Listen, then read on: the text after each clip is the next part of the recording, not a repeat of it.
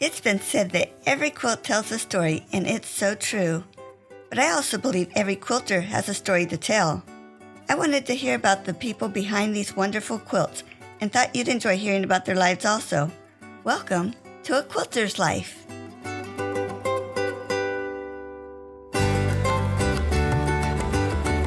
I just had to take a little quiz that I found on Facebook when I saw the question, "Ever wonder what type of quilter you are?" It was posted by Jen Lee of Red Thread Studio. It was a fun little quiz and had a nice report to help me.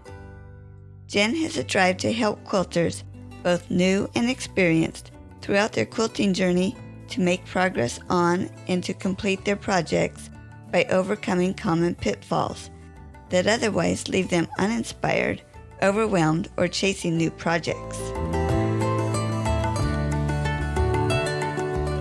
Thank you, Jen, for joining me on A Quilter's Life.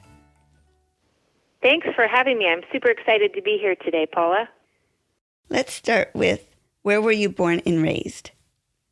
Okay, well, I am a Midwest girl. I was born in the suburbs of Chicago in a town called Aurora. Some of you 80 movies buffs might be familiar with Wayne's World. That was the setting of that particular movie. But yes, Aurora, Illinois. And did you live there your whole time growing up? I lived in Aurora until I took off to college. I did my undergraduate degree at George Washington University in Washington, D.C. I came back to Aurora for a couple of years looking for a job and ultimately made my way to Florida, where I've been now for the last 20-plus years. Oh, neat. Now, back up in Aurora, do you have a special childhood memory? I do, actually. I have lots of great memories, but one in particular that really sticks out to me, especially now as I'm getting older, my parents are getting older, and my kids are getting older, was when I was about my kids' age. So my kids are 13 and 15, so I was roughly that age. I was able to spend 2 weeks with my grandparents and my grandfather's mom and dad, so my great-grandparents. Just me, not my sibling, not my sister, not my parents, just me. And I got to spend those 2 weeks with my grandparents and great-grandparents. And during that time, really got to know my great-grandparents especially. And that was when my love of stitching really started. I was just learning to cross-stitch and embroider at the time. And my grandmother and great-grandmother were avid crocheters and cross-stitchers as well. And so I just have really fond memories of sitting in their lake house in the summer evenings and stitching with them and hearing stories about when they were kids. A funny story from that time was when they would ask me to thread their needles for them. And I just thought that was the funniest thing. Like, how could they not thread the needles? I mean, how hard was that? It couldn't be that hard. And then I fast forward to today where I struggle to thread my needle, and without my handy-dandy needle threader, I'd be in big trouble, or I'd be asking my kids. So it's just been, I guess, especially through the pandemic and not being able to spend time with my parents and my kids not being able to spend time with their grandparents, I kind of recalled those fond memories I had of being able to spend time with my elders. And so glad and thankful now that we have a vaccine. My kids will be vaccinated soon, and so we can begin to spend that quality time. And I hope they're able to make some fond memories as well. Yeah. What a blessing to spend time with grandparents, and extra blessing for great-grandparents. That's amazing. Yes, I feel so blessed. You mentioned going to college. What was your major? I majored in international business and minored in Spanish. Do you get to use those?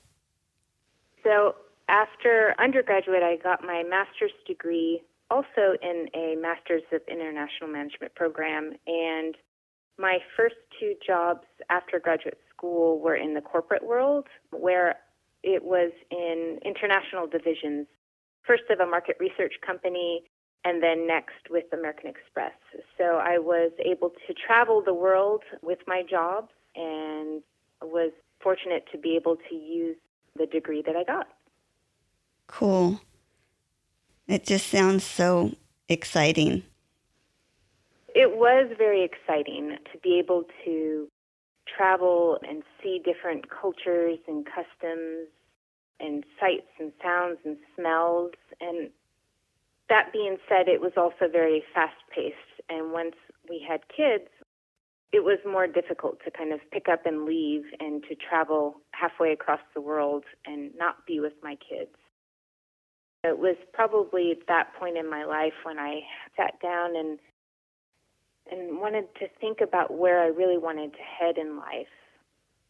And again, very fortunate, very blessed to have had all of those experiences. I think they formed a lot of my aesthetic today when I think about my stitching career now, but glad to have slowed the pace down a bit and to be able to enjoy that creativity in a different way. Now you're down in Florida. How did you get from Aurora to Florida? That is a very curious question, Paula. I, at the time, was dating someone that moved to California. So I had, after graduate school, which was out in Phoenix, Arizona, sent out dozens and dozens of resumes up and down the coast of California. And just one of those resumes made its way actually to New York with a market research agency in New York City. As luck would have it, I got a phone call from the agency's office down in Miami saying that the director of that office was also an alum from the school that I went to for my master's degree. So I had no intentions or thoughts whatsoever of coming to Florida, but that one resume that went to Miami via New York was the one that actually panned out and just ticked off all of my boxes for what I was looking for in a job. And so here I've been now in Florida for over 20 years. Wow. And I can't imagine myself leaving. Mm-hmm. So I take it you also met your husband down there. I did. The time I was working for American Express in the Latin American headquarters, and my work colleagues actually tried to set us up. He was another gringo, a non-Hispanic working in the Latin American headquarters, and he was quite tall. I'm tall. So I guess for those reasons, they assumed that we were the perfect match. But little did they know that he and I had already started to establish a relationship, a business relationship first on the phone. We were in separate buildings, and he called me in a business matter. And we connected there, and we started to talk more frequently, and then began to meet outside of the office. And so it was really quite comical at the company Christmas party. He and I had already been dating, and my work colleagues were trying to set us up by putting us at the same table for the holiday party. Did they ever find out that you were already seeing him? No, I didn't share that. I just let them believe that they had made the matchmaking.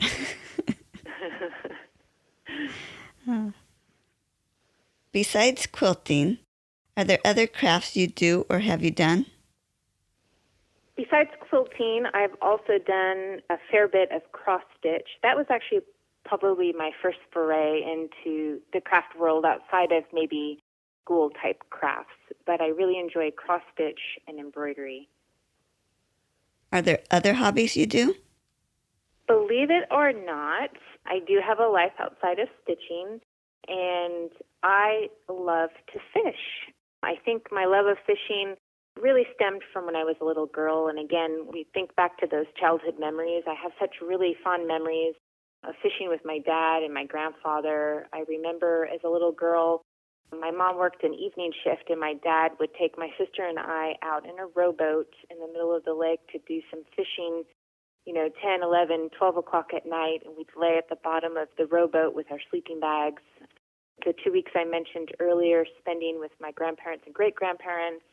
When I wasn't stitching with my grandma or great-grandma, I was out fishing with my grandfather and great-grandfather. And so here in Florida, we're really lucky to live close not only to the ocean, but to the intercoastal way where we can do what's called inshore fishing. So there's so many opportunities to grab a fishing pole and get outside and be outside here in Florida.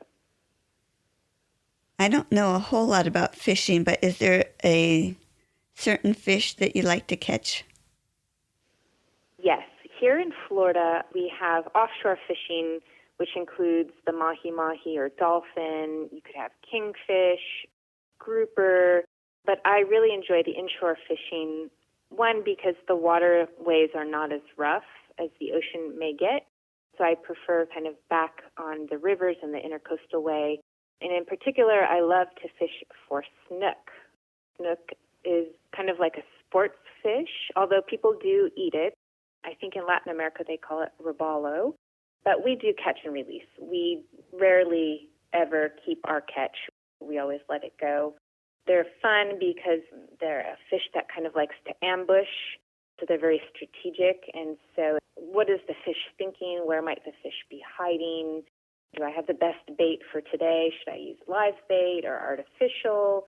Should we go with the root beer color? Or do you think today we should be using the red and the white? There's lots of discussion that happens here in our house before we even head out.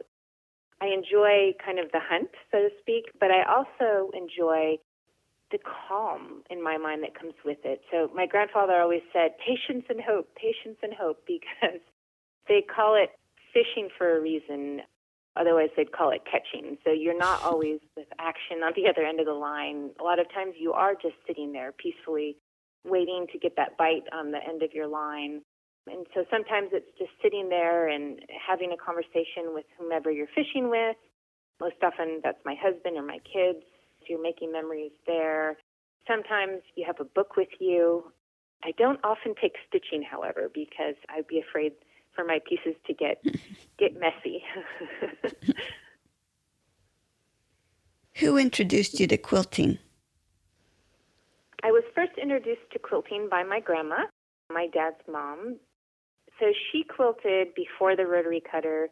I remember her using scissors to hand cut her pieces. I don't think she disliked the piecing process, but hand quilting was definitely her thing. And in her basement, again, where I spent many hours as a young girl with my sister and my cousins playing in the basement, she, more times than not, had a quilt on a quilting rack that hung from the ceiling in one section of the basement. And many days, evenings, she'd have aunts over or neighbors that also quilted. We'd make forts underneath the quilting frame and play our games while they quilted. So she was my first introduction into quilting. How fun. I'm picturing that quilting frame coming down from the ceiling. Did you actually get to see it go up and down, or was it usually down when you got there? It was usually down. My grandfather made it. I think he used 2x4s, and it used to hang from hooks. And then a later version, he created like a platform for it. It was more of on a stand. Neat. Can you describe your favorite quilt? My favorite quilt, wow. I would have to say, actually, my favorite quilt is one that's at my mother-in-law's house. It was quilted by my husband's great-grandmother, and it's a cathedral window quilt. So every time we go up to Chattanooga, Tennessee, which is where they live, she has it in the guest bedroom, and I love this quilt. I think, one, I've always been attracted to the cathedral window pattern, to that quilt, and it's on my bucket list. In fact, I have one started. But I also, having started my own and having done quilting now over the years, to imagine what it may have been like for Jeff's great-grandmother to be quilting it. Again, she probably used scissors, and to make all of those squares. And the pattern's actually quite lovely. It has one pattern on the front with the actual cathedral windows, but the way that it was put together on the back side, there's an additional pattern that presents itself once all of the squares are put together. So I've just always been amazed at the use of color, even those many years ago. always been intrigued by the design, and I really love the fact that it's a family heirloom and that I get to use it when I visit my in-laws. How neat. To help me see it a little better in my mind, what colors are used in that quilt? The colors used in this quilt are sort of a mauve or pink, and the green would be like not quite a mint green. So I can only imagine maybe these were muted colors in a color palette probably from the 50s is my guess. I need to circle back with my mother-in-law, actually, and see if she can give me some more details. But they're not colors that you would see today. Well, I'm sure you could find them, but today I think about those really saturated, vibrant, modern colors. This is a little bit more muted, but not primitive, if that makes sense. Okay. Thank you. Mm-hmm. And do you have a favorite tool you care to use?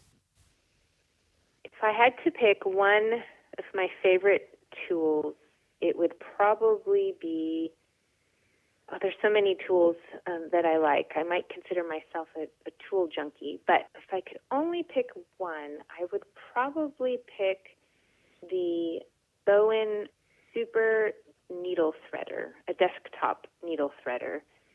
And it's actually funny that I'm saying this, as I just told you the story of laughing at my grandmother and great-grandmother's expense when they couldn't thread their needles. And now I find myself in this position, and I consider it a game changer. It's one of those tools that it eliminates my frustration right away. I pull it out, and without fail, my needle is threaded. So, yes, it would be my needle threader. How neat. That falls right in line, doesn't it? And what part of the quilting process do you like the best? I enjoy the process overall. I see quilting as a journey where I'm learning things over the course of time. But if I had to pick one specific piece of the quilting process itself, my favorite, I would say, is binding, which is very interesting because a lot of the quilters that I speak with, when I ask what part of the process is the single most challenging part for them, oftentimes it's binding. For me, I see it as the light at the end of the tunnel. I know I'm almost finished, and it's also very meditative for me. I like to, by machine on the front, but then hand stitch it on the back, hand stitch it down, and so I enjoy being able to take it out of the sewing room, be social with my family, sit in front of the TV, because it's not terribly difficult to do. It's just something I can keep my hands busy, and I think that's why I like binding the best. Mm-hmm. Yeah, you're right. It seems like people either love it or hate it. Mm-hmm. Tell me about your worst quilting experience.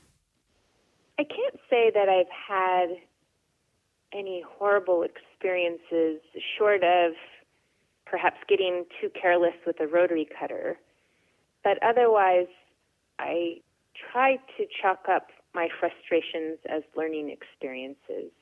So recently, in the last, I would say, 18 months, I tried to create a foundation paper piece pattern myself. I was wanting to create a pattern that spoke to the challenges we have here locally in our waterways with pollution and with algae that's impacting our ecosystem here. And so I had decided I wanted to create a statement piece and took a photo of some of the blue-green algae that was showing up here in our canals and create a quilt, an art piece, a wall-sized quilt, and quickly realized it wasn't easy as I had originally intended, but I set out to do it anyway.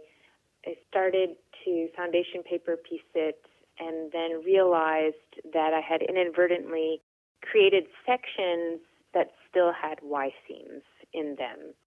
And so I have not finished that project. I know exactly where it is in the closet, but it was one that left me frustrated and disappointed because I was so passionate about the issue but yet I was feeling like I couldn't capture it, I couldn't translate it into the quilting piece that I was trying to create. That would cause frustration. Mm-hmm. What has drawn you to this craft rather than using your time to do other things? Wow, that's a great question because time is limited, right? I think quilting was attractive to me in the get-go because it was clearly a creative outlet, a creative hobby, but it also seemed very scripted to me. And by scripted, I mean from what I had seen with my grandma, she used patterns, and I liked the idea of something having instructions. And by nature, I am not inclined to sports or other activities where I feel out of control. And so I think I perceived quilting as something that I could be kind of in control of and then could follow a formula to create these beautiful pieces. But what probably has surprised me the most as I've gotten involved in the craft is that, yes, you can follow patterns, but as I have grown as a quilter, as I have evolved, as I have gotten more confidence, I actually now find myself being comfortable with coloring outside of the lines, so to speak, right? Not having to necessarily follow a pattern or adding perhaps my own embellishments or my own spin or my own take on the pattern, and now even finding myself wanting to create my own patterns. And so I think that's what I like about quilting overall. It's a creative outlet for me in particular to keep my hands busy, to keep me out of trouble, but also make something. I think of myself as a maker. Mm-hmm. Who do you make your quilts for? When I started quilting, I entirely made quilts for other people. So whether it was for a baby shower or for a wedding, and then not that long later, samples for the shop, I was always making them for somebody else up until recently. So have you gotten to make many for yourself? Actually, at this point, have started one quilt, actually last week, that is for me and my husband. Here in the house, it's going to be a wall quilt that I would like to hang in our newly remodeled kitchen. How fun. Well, my next question is, what are you working on now? Is that what you're working on? Yes, that's one of several projects I'm working on. The others are, shall I say, unfinished objects, originally started for the purposes of being a shop sample, but the products have come and gone because they were hand projects. So the process of creating the shop sample was taking longer than the time frame to sell the items. So now I'm circling back and working on some of those as well with the hopes of keeping some and giving a couple away. What is a quilting tip that you like to give to others? One thing I've learned about myself in my quilting journey is that I am a perfectionist at heart. I realized this tendency earlier in life before I was a quilter, but I think my time quilting has really shown me that I'm a perfectionist. And I realized as well that if I don't allow myself to move on and to let something be less than perfect, it will never get done. And so one thing I like to share with folks, especially for those who self-identify as a perfectionist, is that many times done is better than perfect. And if we can just get ourselves to remember the purpose of the quilt that we're working on, who we're working on it for, oftentimes that's enough to help us move past that area where we feel like we have to keep ripping it out or doing it over, because the recipient's never going to notice that mistake, right? Once the quilt's finally put together and the quilting's done and you've washed it and it's got that fun, wrinkly feel to it, that's going to disappear. So I try to focus on or envision the recipient receiving my quilt and just being filled with joy for the quilt that the little mistake no longer becomes important. Mm-hmm. So that's what I like to remind people is you can let that go, you can move on, and it's still going to be loved and very much appreciated by the person that you're giving it to. It's a great tip.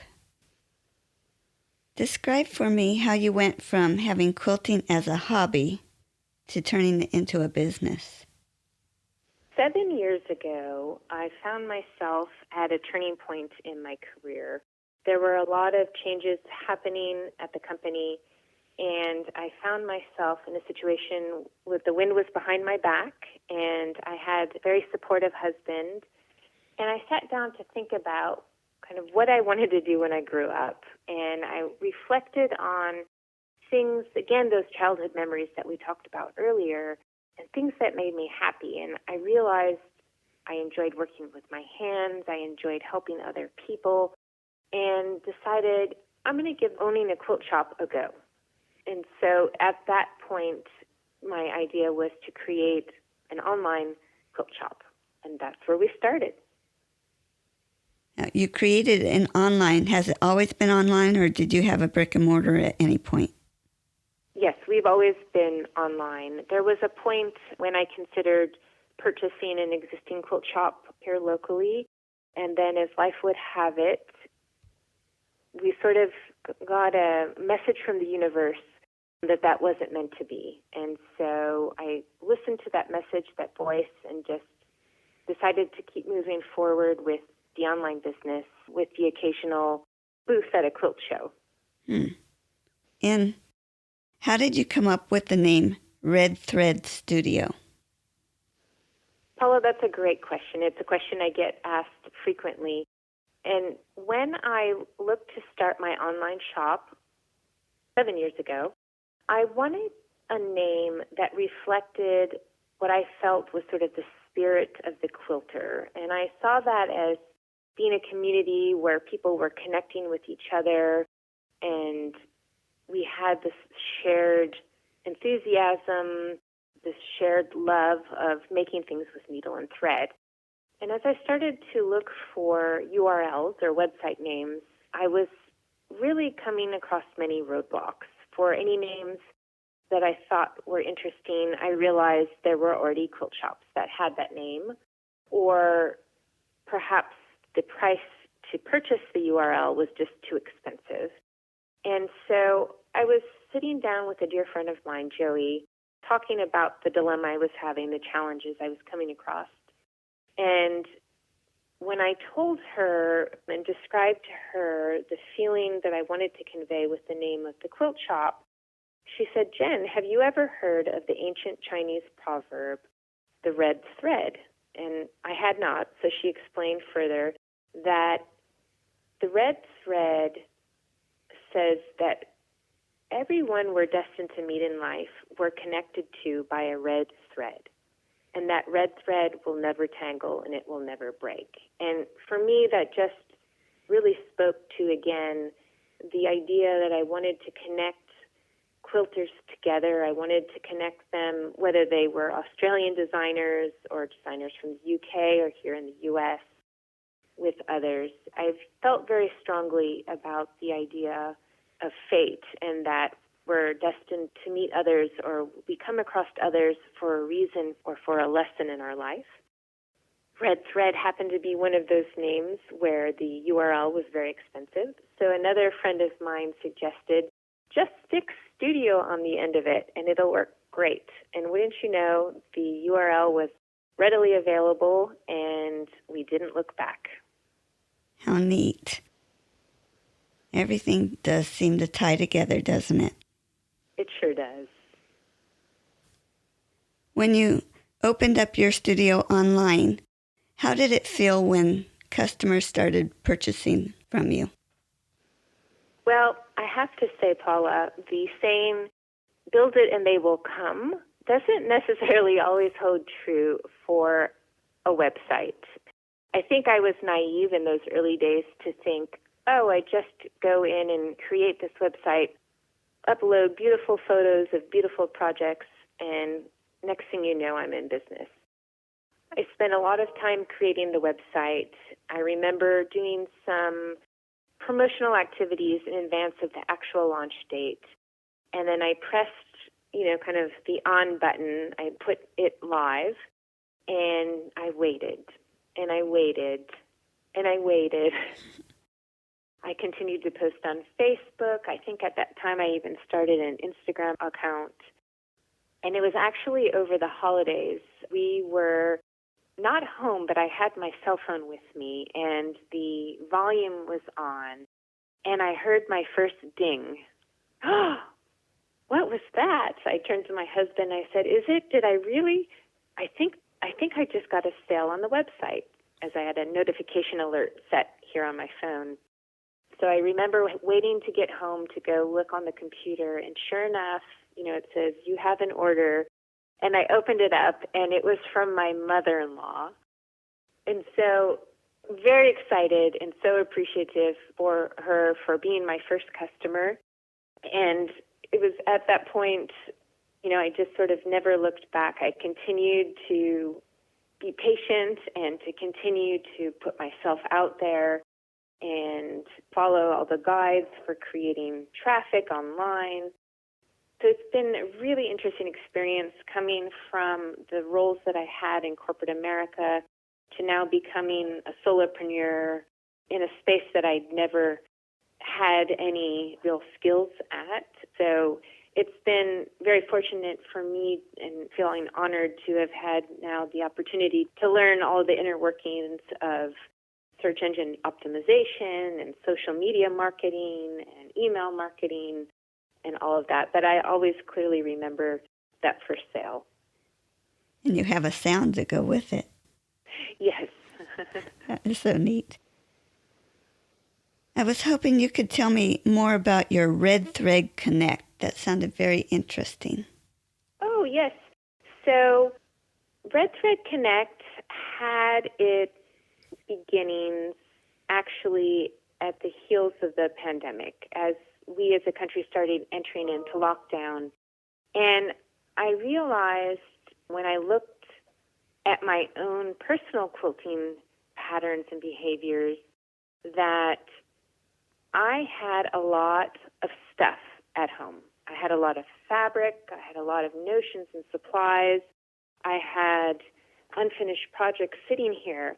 And as I was talking with customers of mine and also friends in the quilting space, they were expressing the same thing. And so I said to myself, this might be an interesting time to kind of come together when we're not able to go out and physically shop at the quilt stores and just take a review of what it is that we had at home. So I realized we can do more with less, or with things that I already have, and find joy again in the things that we had at home. And so that's why I started the Red Thread Connect community, where there would be like-minded creatives that could connect in a fun and inspirational way, but not have the hassles or the stress or commitments maybe of a traditional quilt guild. So we spend a lot of time in our group getting organized, right, going through all of those things that we have stashed away in our sewing rooms or our closets or guest rooms or otherwise. And no matter their experience or no matter how many UFOs they have, that I could help them get clarity on the best way to tackle their unfinished objects. So it became very clear to me that in addition to selling quilting supplies, I actually really enjoyed helping people. And I enjoyed helping people find joy in the projects that they already had at home. How neat. And does this group meet monthly, weekly? The Red Thread Connect community, which is a paid membership, it features membership portal. We have a private Facebook group. We have virtual sit and sews weekly. We have them on Mondays and Thursdays of every week. And then folks that are part of our community also get front-of-the-line access to other Red Thread Studio events we may have, like recent virtual trunk shows that we've hosted. They get trackers and worksheets. We have a weekly motivational lesson. We've had exchanges. We did an ornament exchange at the end of 2020. And we are also working now on a quilt along for those who are interested in participating. And then we also invite guest speakers. So it's been evolving really into, again, this community of like-minded creatives who want to focus on getting all of their unfinished projects done. So neat. And if you're interested in our Red Thread Connect community, the doors are open twice a year, so we'll be opening in August of this summer. And that's August of 2021. Correct. And what all does Red Thread Studio offer? Do I understand that you also have like cross-stitch or other stitching things on there? Yes. So Red Thread Studio, our website, offers quilting and stitching supplies geared toward the modern aesthetic, but specifically for hand quilting, hand piecing, English paper piecing, hand applique, wool applique, sashiko, which is Japanese embroidery. We have cross-stitch and hand embroidery as well. So it's really geared for the stitcher on the go. Where can people find Red Thread Studio? Stitchers can find Red Thread Studio at www.redthreadstudio.com. You can also find us on Facebook and Instagram at Red Thread Studio Online. Great. And I will have all these links on your episode page. So if people check the show notes, they'll be able to find them. Fabulous. Is there anything else you would like to share? No, I think that's all, Paula. Thank you so much for having me. Oh, you're welcome. Thank you so much for being on. I really appreciate it. Bye. Bye.